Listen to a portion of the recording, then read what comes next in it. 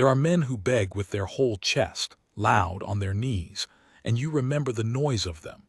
And there are men who beg the way I did, standing straight, hat in two hands, voice flat as a frozen pond, because somewhere along the way they learned that wanting something out loud is just one more thing the world can take. I rode 11 miles through April mud to ask a stranger for the one thing I had no right to ask. My wife was 4 months in the ground.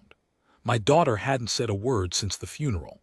And there was a woman packing a trunk in a boarding house, a woman who'd buried more than I had, who had a ticket out of this town in her apron pocket and every good reason in the world to use it. I had one request, she had one choice. This is the story of what I asked her, and of the long, terrible silence before she answered. Stay with me. Because the answer is not the one you're bracing for, and it cost both of us more than either of us could count. The rain had quit by the time I reached the boarding house, but the eaves were still letting go of it, one fat drop at a time, and I stood under them long enough that the back of my collar went cold. I counted the drops. 41 before I made myself climb the steps. I count things. My wife used to say I'd count the stars sooner than tell her I loved her, and she wasn't wrong, and I never did get the chance to prove her wrong, and that is a debt that does not show up in any ledger I keep. Mrs. Pell answered the door with flour to her elbows and suspicion in her eyes, the way she answered everything. Eli Caldwell, she said, like my name was a bill she'd already paid. I'm looking for the widow, I said, the one come in on the Tuesday stage. Hale, I think. Naomi Hale. She wiped her hands on her apron and didn't move out of the doorway. She's leaving Thursday, got her seat already on the westbound. Whatever you're selling, Mr. Caldwell, she's bought all the trouble she can carry. I'm not selling. Then what? I didn't have an answer that would fit in a doorway. So I just stood there with my hat turning in my hands like a wheel that had come off its axle, and something in my face must have told her more than I meant it to, because her own went soft at the edges, just slightly, the way old leather goes soft. She's out back, Mrs. Pell said. Hanging linen she's only going to take down again. Go on, but you mind yourself, that one's been through it. That one's been through it. I would learn what it was soon enough, and learning it would shame me for what I'd come to do. She was at the line when I came around the corner of the house, and the first thing I saw of Naomi Hale was her hands. They moved quick and certain, pinning a sheet, smoothing it flat against the wind that kept wanting to bell it out and steal it. Capable hands, red at the knuckles. She had a way of pressing her lips together when the wind fought her that I would come to know better than I knew my own reflection, but right then it was just a stranger's mouth, set against the weather. Mrs. Hale. She didn't startle. Women who startle easy don't last on the frontier, and I'd learned she'd lasted through worse than a man's voice behind her. She finished the pin she was setting. Then she turned, and I got the rest of her, a face that had been pretty once, and was now something harder and better than pretty gray eyes that took my measure in about the time it takes a hawk to decide a field mouse isn't worth the dive. You'd be the rancher, she said. That set me back, you know me. This town's the size of a saucer, Mr. Caldwell. By Wednesday I knew which men beat their horses and which ones don't, and whose wife died at Christmas, and that he's got 2 children and a place he can't run alone and a face like a man waiting to be hung. She picked up the empty basket and held it against her hip. I knew you were coming before you did, most likely. Sit down before you fall down. You're swaying. I wasn't swaying, but I sat on the chopping stump by the woodpile because when a woman with eyes like that tells you to sit, you find you've already done it.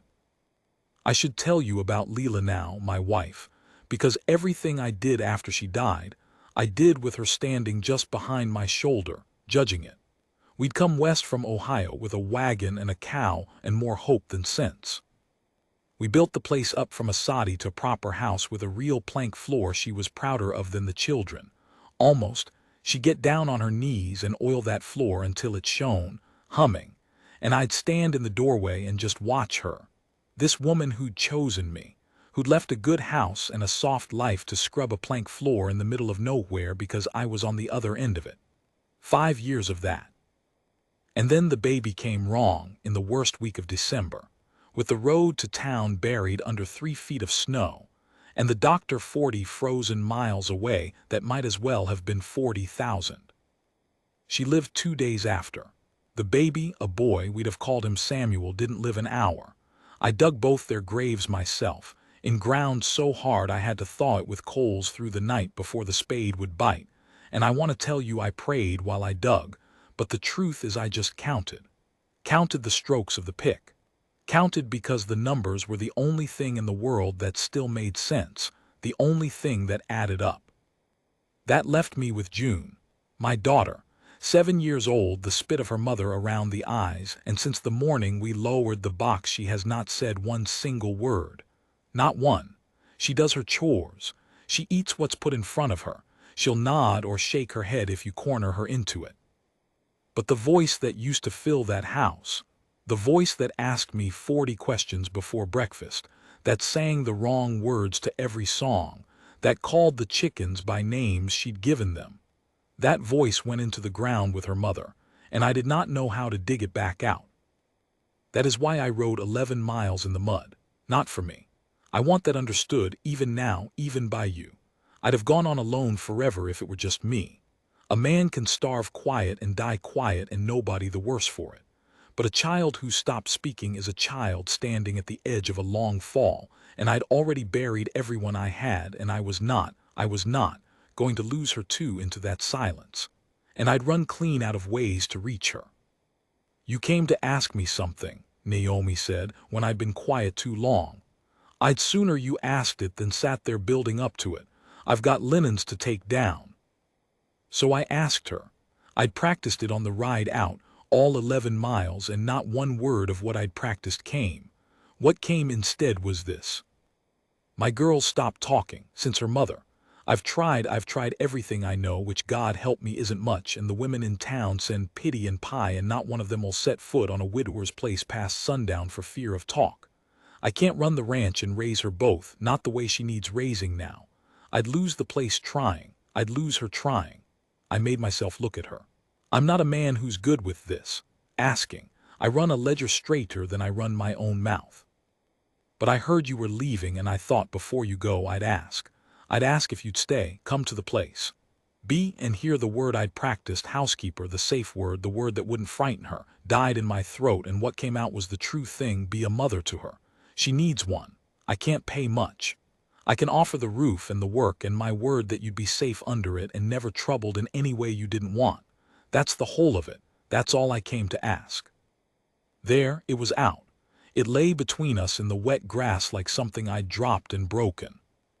I watched her face and could not read it. That, I think, was the worst part, that she gave me nothing. A man can stand a no if it comes quick.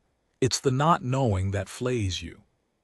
You don't know me, she said at last, quiet. You don't know one thing about me except that I'm a widow with no place to be, which makes me convenient, which is not the same as suitable. I could be cruel. I could be lazy. I could be the kind of woman who'd take a child that isn't speaking and decide the quickest cure is a switch. You don't know. No, I admitted, I don't. And yet here you are, offering your daughter to a stranger off the stage. I'm offering her a chance, I said. She's not getting one from me. I love that child more than my own life, and I'm watching her drown an inch at a time, and there is nothing. My voice did something then, cracked down the middle like ice on a pond in March, and I hated it, hated showing her that, but I couldn't stop it. There is nothing I can do. I'm her father, and I can't do the one thing she needs. So yes, I'd hand her to a stranger off the stage if the stranger had kind eyes. Which, God help me, you do, because a stranger's chance is better than no chance, and I'm fresh out of any other kind. The wind bellied a sheet on the line. She let it. She was looking at me the way you look at a horse you're deciding whether to trust near a child, and I held still and let her look. Sit there, she said, don't follow me. And she went into the house. She was gone a long time, long enough that Mrs. Pell came out, looked at me sitting on the chopping stump like a man awaiting sentence, shook her head, and went back in. Long enough that the sun got low and threw the woodpile's shadow clear across the yard, and the chill came up out of the wet ground and into my boots. I counted the fence posts.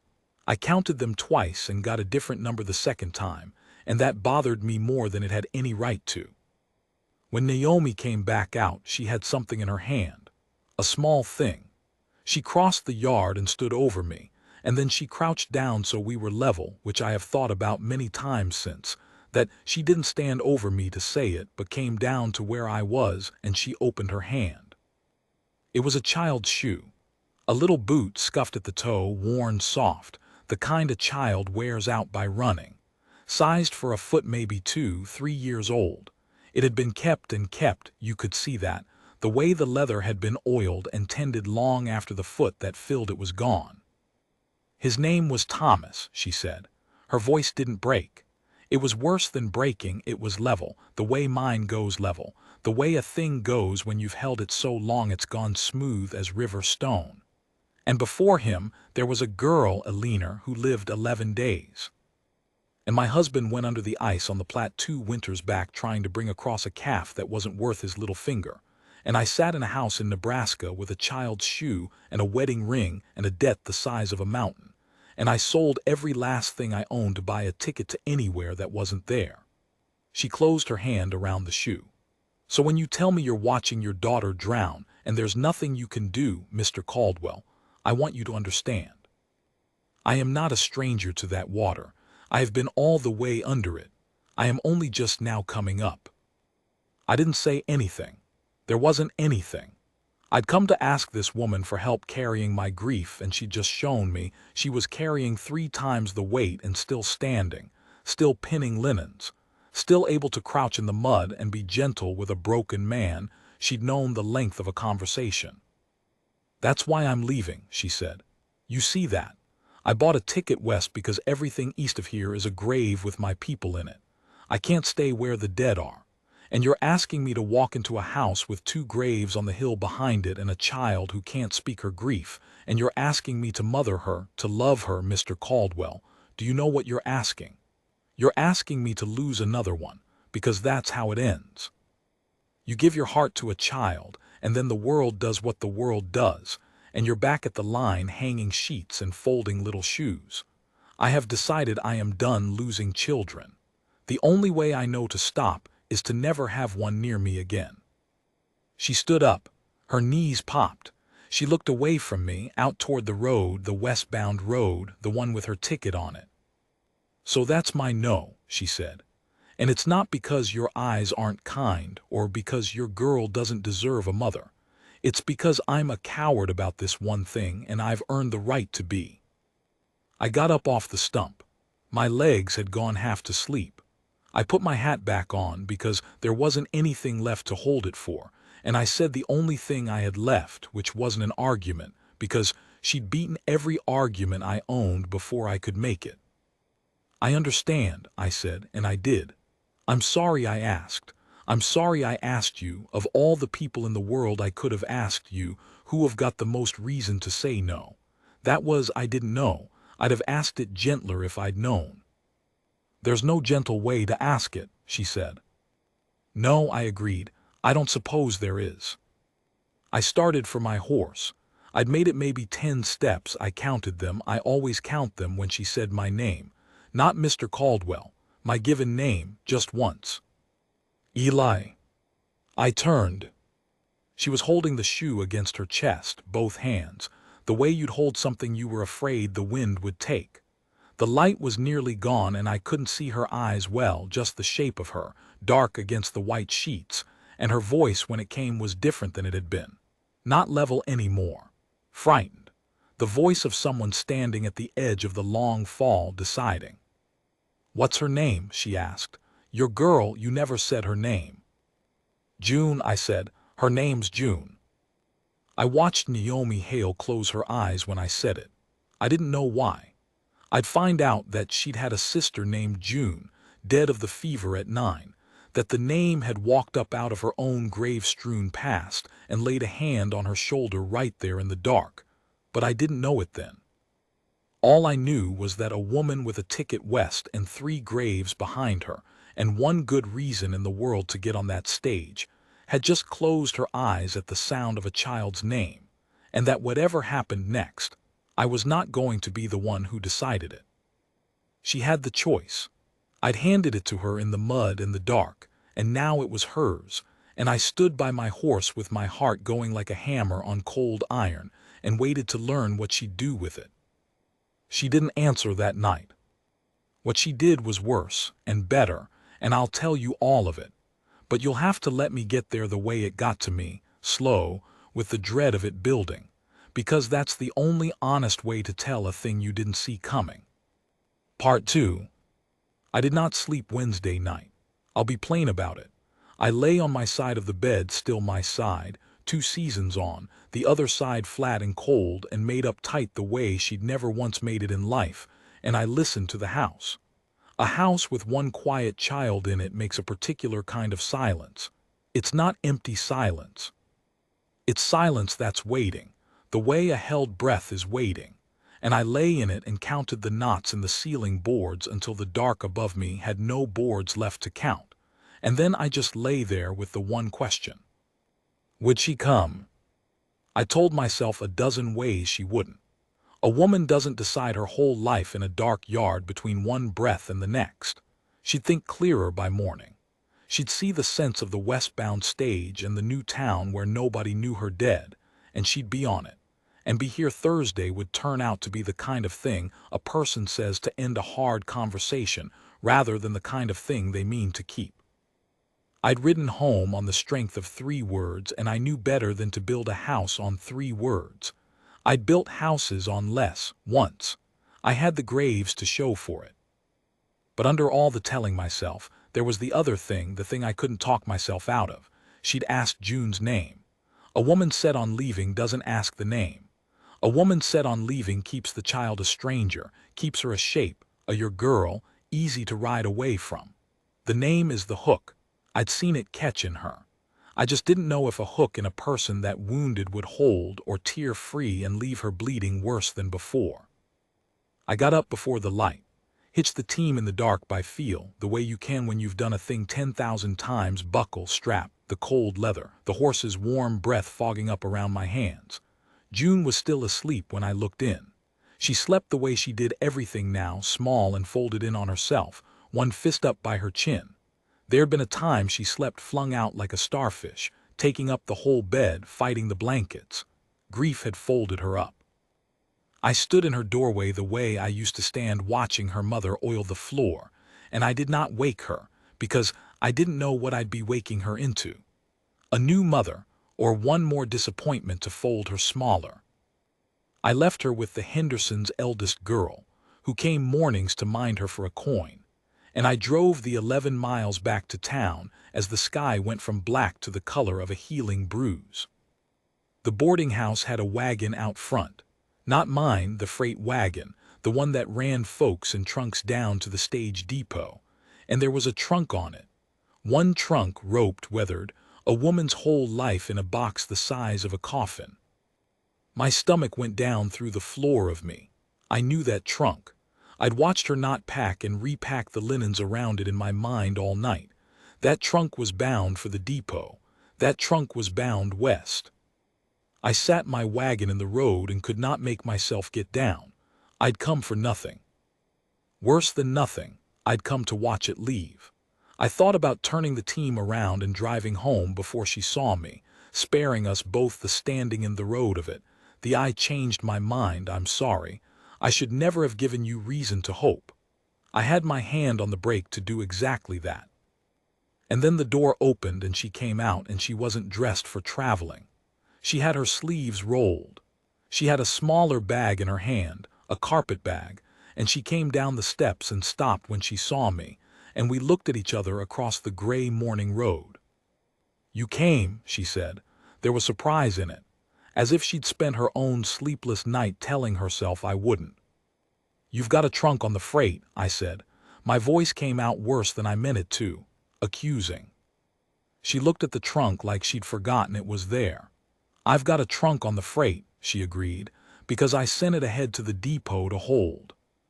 Because if this," and her hand moved, a small helpless gesture that took in me, the wagon, the 11 miles of mud between here and a child she'd never met.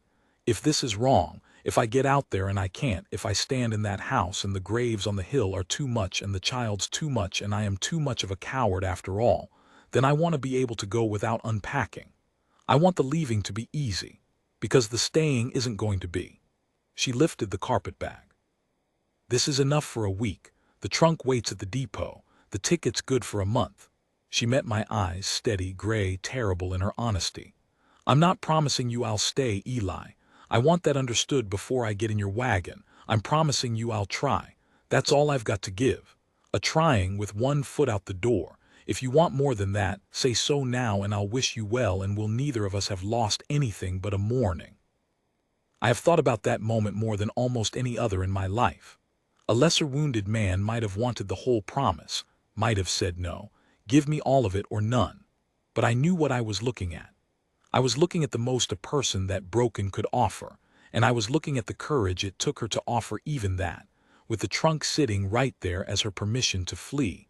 And I understood that I'll try from her was worth more than I swear it from someone who'd never been under the ice. A trying's more than I've got any right to, I said. Get in. I'll mind the doors right there the whole time. You won't have to ask twice to use it. She climbed up beside me. She smelled of lye soap and something underneath it, lavender maybe, faint, the ghost of a better life. She set the carpet bag at her feet and folded her red-knuckled hands in her lap and looked straight ahead, and I clucked to the team, and we drove out of town the opposite direction from the depot, the opposite direction from west, and neither of us said a word for the first 3 miles. I counted them. Old habit. 3 miles of fence and field and the meadowlark starting up in the wet grass, that liquid falling song they make, and her beside me holding herself still as a woman in church. It was she who broke it. Tell me about her, Naomi said. Before I meet her, I don't want to walk in cold. Tell me who she was before. Before, she knew to say it that way. She knew there was a before and an after, and that the child I'd find words for would be a child who no longer existed, and that I'd need to mourn her a little even as I drove toward the one who'd taken her place. Nobody else had known to ask it that way. The town women asked how's she doing, which is a question with no answer, or is she talking yet, which is a knife. Naomi asked who was she before, and I found I could answer that. I could answer that for 8 miles. So I told her. I told her how June used to wake me before dawn by climbing onto my chest and announcing the day's plan.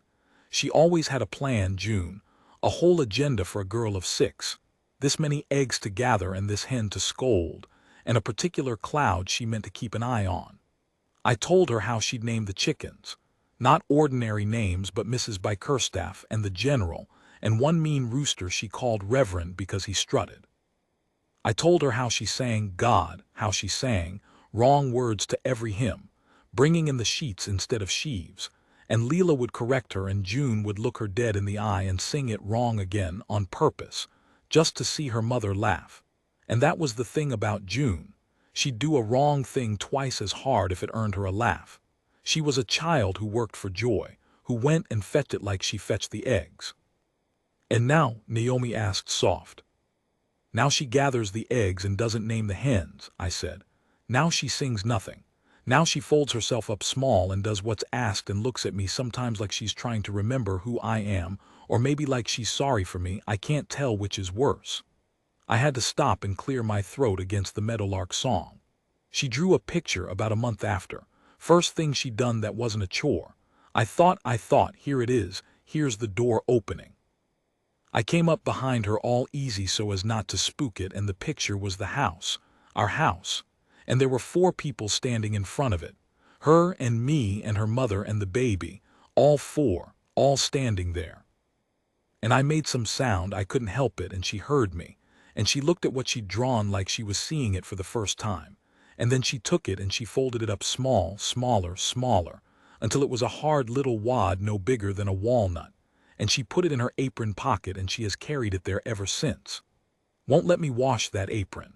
Screams without a sound if I try, opens her mouth and nothing comes and her whole body shakes. So I don't try.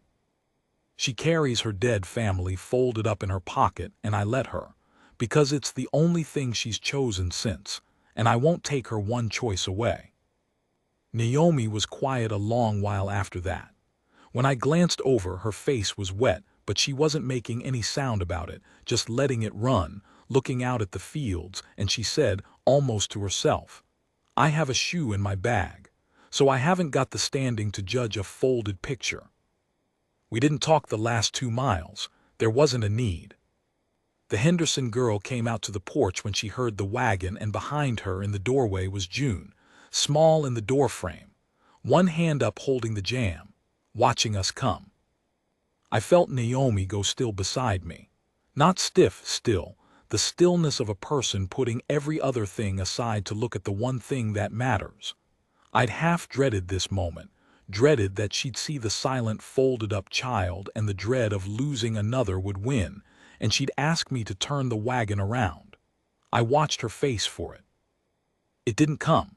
What came instead, as we rolled into the yard and June's face got clearer, the gray eyes so like her mother's, the wariness in her, the way she'd already decided this new arrival was a thing to be survived rather than welcomed. What came over Naomi's face was not dread. It was recognition. The way you'd look at someone you knew from a long time ago, in a different life, before the world took its toll. She looked at my mute, folded, grief-shrunk daughter, and she did not see a danger to her heart. She saw, I think, herself. "Well," Naomi said, very low only to me, "there she is." She climbed down before I'd fully stopped the team. She didn't rush the child, I'll give her that. She had the sense not to come at June with open arms and a wide smile the way the town women did, the way that made June fold smaller. Naomi crossed the yard slow, and she stopped a good 10 feet off, a respectful distance, a distance that left June room, and she crouched. Down to June's level, the same as she'd crouched to mine in the mud. I noticed it, the pattern of her, that she met wounded things by going down to where they were rather than standing over them. "Hello, June," Naomi said. "My name's Naomi. I'm going to be staying a while to help your pa. You don't have to say anything to me. I didn't much feel like talking either for a long time after I lost my people. So we'll just be two folks who don't feel like talking, and that'll suit me fine." June looked at her, long. The Henderson girl shifted, uncomfortable in the silence the way most folks were. I held my breath and counted. I got to 9, and June did not run, and she did not fold smaller, and she did not nod or shake her head. She just looked at this stranger crouched in the yard, this stranger who'd promised not to make her talk, and something in her small, wary face went, not soft but less hard. A degree, too. And then she did a thing she had not done for any of the town women. Not once. Not for the pie bringers or the cheek patters or the poor lamb sayers. She let go of the door jamb, and she came down the 2 porch steps slow, and she crossed half the yard, and she stopped just out of arm's reach of Naomi, and she stood there. That was all. She didn't touch her, didn't make a sound, but she'd come down off the porch and closed half the distance herself, and for a child who'd spent 2 seasons making herself smaller and farther, that was a thing I had not seen. My eyes stung. I gripped the wagon seat and counted the porch rails so I wouldn't make a sound and spoil it. Naomi didn't reach for her either. She just stayed crouched easy, and she said, "I bet you're wondering what's in my bag." And she opened the carpet bag right there in the dirt, and she didn't pull out the shoe. I saw her hand pass over it. She pulled out a little wooden horse, hand-whittled, worn smooth. "This was my boy's," she said, plain, no tears in it for the child's sake. "His name was Thomas. He's gone now, same as your mama's gone, but I kept his horse. You can hold it if you want or not. It'll just be here, in the bag, either way." She set it down in the dirt between them, and she stood up, and she didn't watch to see what June would do, which was the cleverest kind of kindness. She turned to me and said, "Where do I put my things?" Like the whole world hadn't just shifted on its axle, like she hadn't just done in 2 minutes what the whole town and I together hadn't done in 2 seasons. I got down off the wagon. My legs weren't steady. "Inside," I said. "I cleared the small room. It's got a lock on the door on the inside, so you'll know." She gave me a look I couldn't read and went up the steps with her bag. And as she passed June, she didn't pause or pat or fuss. She just went by, easy, a person with somewhere to be. And June bent down fast, the way she used to move, the starfish child quickness of her, and she snatched the little wooden horse out of the dirt and folded both hands around it tight against her chest, the same way she held the picture in her pocket, the same way Naomi had held the shoe, and she carried it inside after her, 4 steps behind, and I stood in my own yard and put my hat over my face so the Henderson girl wouldn't see a grown man come apart over a whittled toy. I should end part 2 there. I should let you have that, the child off the porch, the horse in her hands, the door open. It would be a kindness to you and to me both. But I promised you the honest way, and the honest way is that it did not hold. Not the way you're hopping. 3 nights in, I woke to a sound I hadn't heard in 2 seasons. Not words. Worse. June in her room making the soundless scream, the open mouth. Nothing coming, the whole body shaking, and I came running with the lamp and found Naomi already there, on the floor by the bed, not touching her, talking low and steady, and June with the wooden horse in one fist and the folded picture from her apron in the other, both fists up by her face, shaking, her eyes wide open, and seeing something that wasn't the room. "What happened?" I said. "What did?" "Nothing happened," Naomi said, and her voice had gone level again, the river stone level, and I understood she'd been here before in a different room with a different child, and the knowing of it was costing her. She was asleep. It came in the sleep. This is the grief getting out, Eli. This is it, finding the door. You don't stop it. You can't. You just stay till it's done. She looked up at me, and her face in the lamplight was wet and old and unbearably tender, and underneath it, way underneath, terrified. "You stay till it's done," she said again, and I didn't know any more if she was telling me, or telling herself, or telling the boy named Thomas she'd stayed with through how many nights like this one before the night came that she couldn't stay with him at all. And I stood in the doorway with the lamp shaking in my hand, and I understood the price of what I'd asked. I'd asked this woman to walk back into the very fire she'd bought a ticket to escape, and she'd done it. She was sitting in the flames of it right now, on my daughter's floor, paying for my child with her own barely healed wounds. The trunk was still at the depot. The ticket was still good for a month. And I lay awake the rest of that night doing the only thing I knew how to do, which was count. The minutes till dawn. The days till the ticket expired. The cost, the terrible mounting cost, of the one desperate thing I'd asked. And waited to find out if she'd stay through the morning, or if I'd wake to a made-up bed and a horse left behind on the pillow. A month is 30 days, and I counted every one of them. Of course I did. I'd wake before the light, and the first number my mind reached for wasn't the eggs or the cattle or the fence I meant to mend. It was how many left. How many days till the ticket in her carpetbag turned from a door into a worthless scrap of paper, and she had to choose without it, choose with no easy leaving to fall back on, which I'd come to understand was the only choice that would mean anything. I never spoke of it. Neither did she. But the ticket sat between us at every meal, unmentioned, the way the empty 4th chair sat at the table, Leela's chair, that none of us used and none of us moved, that June would set a place at sometimes when she thought I wasn't watching, 1 fork, 1 knife, laid careful by an empty seat, then gathered up again before supper like she was ashamed of the hopping. The night stayed hard. I won't pretty it. There were 3 more like that first, June surfacing out of sleep into the soundless screaming, and Naomi on the floor each time, steady, level, staying till it was done. But here is the thing I started to notice around the 2nd week, the thing I almost didn't trust myself to have seen. They were changing. The screams. They were getting sound in them. Just a thread at first, a thin, high, broken thread of voice on the edge of the breath, like a hinge that's rusted shut starting to give. The grief was finding the door, Naomi'd said. And by God it was. It was clawing its way toward the door an inch at a time, and the closer it got, the more it hurt to hear, because a wound that's healing itches worse than a wound that's only deep. In the days June got not better. I won't say better, but bigger. She unfolded by degrees.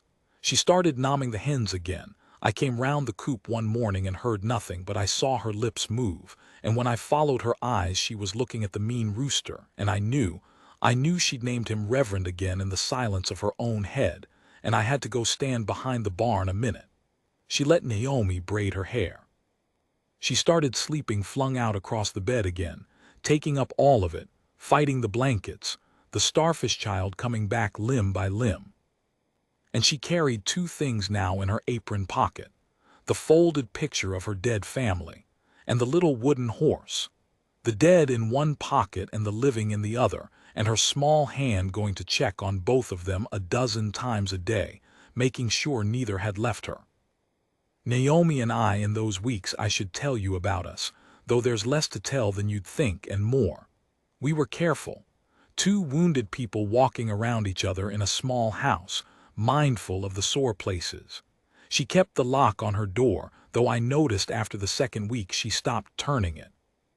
I noticed because I'd lie awake listening for the small click of it, and one night it didn't come, and I lay there understanding that she decided, in some quiet way, that she didn't need locking against me, and that this was a larger thing than a lock and I had no right to make anything of it, and I made nothing of it, and I held it in my chest like a coal all the same. We talked nights after June was down at the kitchen table with the lamp low. Careful talk at first, the cattle, the weather, what the garden wanted. Then less careful. She told me about the Platte, about Daniel, her husband, going in after a calf, about the ice taking him so fast there wasn't even time to be afraid. Just there and then not there. A hand and then a hat and then the river closing over like a door. She told me about Thomas, the fever, the 4 days of it, how she'd held him through every hour because she'd learned with the first one with a leaner that you stay till it's done, you always stay till it's done. I told her about Leela, the plank floor, the 2 days of December, the boy named Samuel who didn't live an hour. We laid our dead out on that kitchen table between us night after night, and somehow it didn't make the house heavier. It made it lighter. Grief shared isn't halved, that's a town woman saying, and it's a lie, but grief witnessed, grief heard by someone who's been all the way under the same water, that's a different thing. That lets a body set the weight down a minute, just a minute. But a minute you didn't have before. On the 28th day, she went to town. She told me at breakfast, plain, not meeting my eyes, "I need to go in, there's things at the depot." And I knew what was at the depot, the trunk, the whole of her life roped and waiting, and the ticket good for 2 more days. I drove her in. The 11 miles, the same fence, the same fields, gone green now where they'd been gray when I first hauled her out this road with one foot out the door. We didn't talk. I let her be. A person deciding their life doesn't need a man filling the air. At the depot she got down and said, "Wait here," same as she'd said, "Don't follow me" in the boarding house yard a lifetime ago, and she went inside. She was gone a long time. I counted the boards on the depot wall. I counted them 3 times and got it right twice, and the third time my hands were shaking too bad to trust the number. The westbound stage was getting up steam down the platform. I could hear it. I could smell the coal smoke of it. And I thought, this is it then. She's gone in to claim the trunk and step onto the platform, and I'll drive home with an empty seat, and I'll have to be the one to tell June. I'd already started, God help me, already started rehearsing the words a man uses to tell a child that one more person she'd let into the living pocket had gone into the dead one. I didn't have those words. There aren't those words. I sat on the wagon and tried to find them anyway, because finding them was better than the not knowing. The stage pulled out. I watched it go west. I watched it the whole way to the bend, the dust of it, and when it was gone I put my hat over my face because I could not bear to see whether she was on it or not. I'd rather not know one more minute. I'd rather sit blind in the dark of my own hat than learn it. Then the wagon shifted, someone climbing up. I took the hat off my face. Naomi was settling onto the seat beside me, sleeves rolled, carpetbag in her lap. No trunk. The freight man was loading something onto a different wagon, the one that ran out to the ranches, and I understood slow, like a man coming up out of cold water, that she'd had the trunk sent on. To my place. To my place. "I let the ticket go," she said. She was looking straight ahead, the way she had that first morning, holding herself careful. "Couldn't get the money back on it. Don't matter. I didn't want it sitting in the bag anymore, being a door. A person can't decide anything with a door standing open behind them. I know that better than most. I've spent 2 years walking outdoors." She turned her head and looked at me, gray eyes steady, and there was a fright in them still, there'd always be. But under the fright something had set, the way a cracked thing sets when it's been held still long enough to knit. "I'm not staying because it's easy," she said. "I want you to know that. It's the hardest thing I've ever chosen, and I'll likely wake up scared of it every morning for a year. But I'd rather be scared in a house with you and that child in it than safe in a town full of strangers. That's the whole of my reason. I'm too tired to dress it up prettier." I didn't have a single number in my head. For once. Just her face and the green fields and the stage gone west without her. "Don't dress it up," I said. My voice wasn't steady either. "I asked you for one desperate thing in a muddy yard and you've gone and given me," and I couldn't finish it. The size of what she'd given me wouldn't fit in a sentence, so I just put my hand out, palm up, on the seat between us, an offer no more easy to refuse. And she looked at it a moment. And she put her red-knuckled hand in mine, and we drove home like that, neither of us saying anything, 11 miles, my thumb moving over the rough of her knuckles, the green going by. It was June who finished it, because of course it was. It was always going to be June. We came into the yard near sundown, and she was on the porch, the Henderson girl behind her, and she'd been watching the road. I could tell she'd been watching it a long while, the way she stood. And when she saw the wagon, saw the two of us on the seat, I think she saw our hands, I think that's what it was, that we came home with our hands together. She came off that porch. Not slow this time, not careful. She came off it the way she used to come off it, the starfish child, all limbs and no fear, down the steps and across the yard at a dead run. And Naomi was already climbing down to meet her, already crouching, going down to where the child was the way she always did. And June ran into her arms, full into them, the first time she'd let herself be held in 2 seasons, both her small hands grabbing fistfuls of Naomi's dress, her face buried in her neck, and she opened her mouth. And the sound came out. It wasn't a word. I want to be honest. After all this, I won't lie to you at the end. It wasn't Mama, and it wasn't a name, and it wasn't anything you could write down.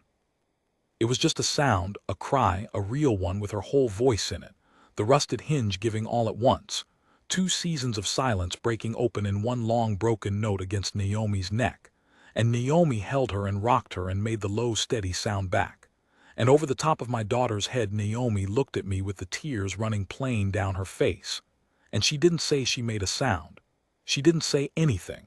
She just looked at me. And I stood by the wagon and let it come, finally.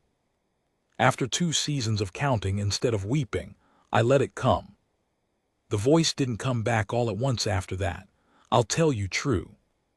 It was weeks more before there were words, and the first word wasn't Pa and it wasn't Mama. It was the rooster's name. Reverend said low and disgusted as the old fool flapped at her. And Naomi laughed so hard she had to sit down in the dirt. And June looked at her, startled, and then June laughed too. A child's laugh, rusty and strange, and the most beautiful sound I have heard or will ever hear. And the 2 of them sat in the dirt of my yard laughing at a rooster, while I stood in the barn door and gripped the frame and counted nothing. Nothing. There was nothing left to count. The ledger of what I'd lost had finally started taking entries on the other side. She still carries the folded picture, June, to this day. The dead family in one pocket. She'll never not carry it, and I'd never ask her to. But the wooden horse moved somewhere in there. I noticed one morning it wasn't in her pocket anymore. I looked for it, worried. Found it on the windowsill in Naomi's room, set there careful where the morning light comes in, given back or given on. I don't know which, and I didn't ask. Some things you don't count, and you don't measure, and you don't make a person explain. Naomi married me in the fall. The circuit preacher did it in the yard, with June holding the ring and a hen named Mrs. Bickerstaff escaping her pen halfway through, and the whole thing dissolving into June chasing her and Naomi laughing and the preacher waiting, patient, used to ranch weddings. There are still hard nights. There are still mornings Naomi wakes with the fright in her, and I find her standing at the window with the boy's shoe in her hand. And I don't say anything, I just stand with her, because I learned it from her, you stay till it's done. There are still 2 graves on the hill and a folded picture in a pocket and a chair at the table that we set a place at, all of us, on the days that need it. But there are 4 of us now to set it. Me and Naomi and June and the one coming in the spring that we don't speak of too loud yet. 2 people who have buried what we've buried. 2 people who know how thin the ice is and go out on it anyway, because the other shore is too lonely to bear, and a trying with both feet in is worth more than a safety with 1 foot out the door.